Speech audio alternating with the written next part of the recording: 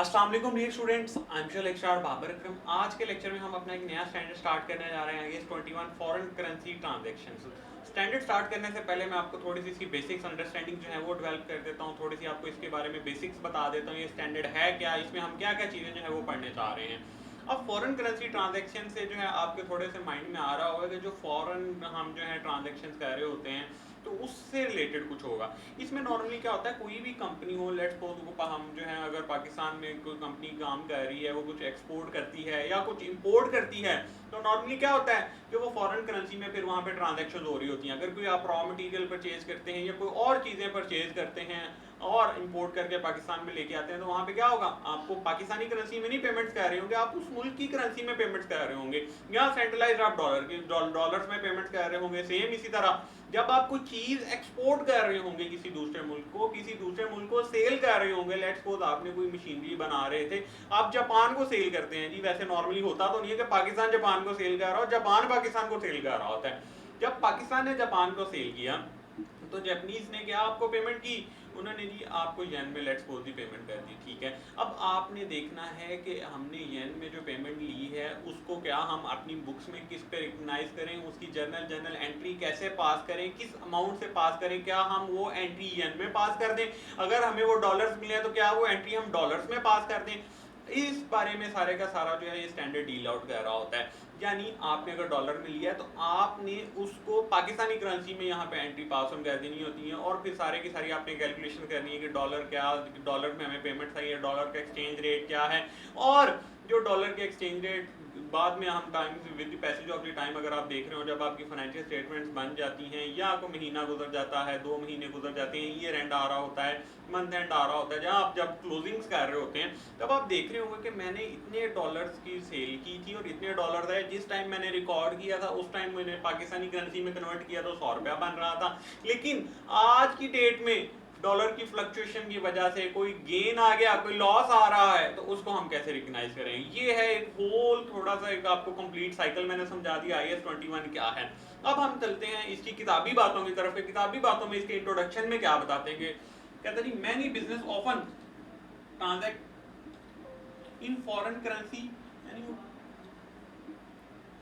And therefore, यानी वो बता रहा है कि बहुत सी जो है हमारा बिजनेस जो होते हैं वो ट्रांजैक्शंस कर रहे होते हैं फॉरेन करेंसी में, and therefore it is common to have transaction and investments that are denominated in a foreign currency. यानी नॉर्मली क्या होता है कि आप कोई इन्वेस्टमेंट्स कर रहे होते हैं बाहर किसी कंपनीज में, तो वो भी आप फॉरेन करेंसी में कर रहे होंगे, या आपकी कोई आपकी कंपनी में कोई इन्वेस्टमेंट्स कर रहा है तो वो किस तरह कर रहे होंगे। अब वो कहता है these transaction need to be translated into company's own currency in order to record them into general ledger.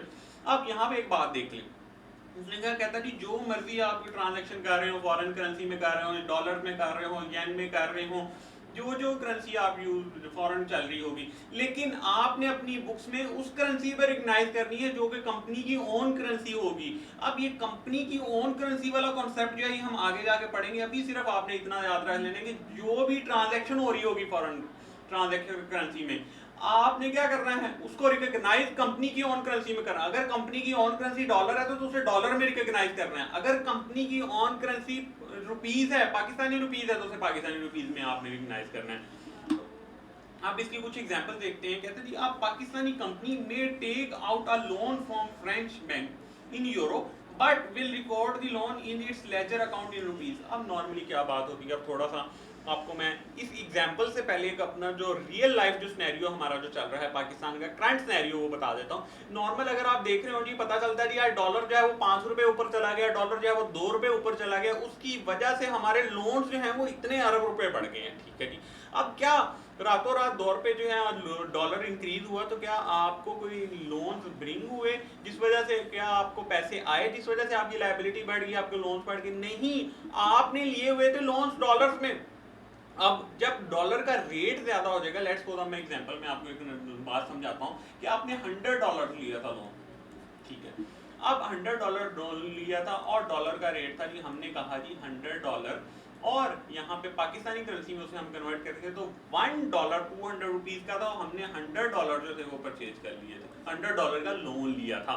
अब अगर आप देख रहे हो तो ये कितने बन जाएंगे, यानी ये आपने 20,000 रुपीज का लोन लिया। अब आपने जब रिटर्न करना है ये लोन, तो उसने ये नहीं कहना कि मुझे 20,000 तब आपकी पाकिस्तानी करेंसी में बना दो तो मुझे 20,000 रुपया वापस कर दो।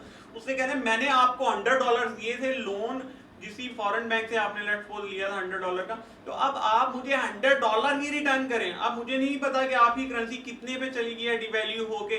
अब देखें, अब यहाँ पे $100 था 1 जनवरी को जब आपने लोन लिया, 31 जनवरी को आपको पता चलता है कि आपका डॉलर जो है वो कितना हो चुका है, 110, 210।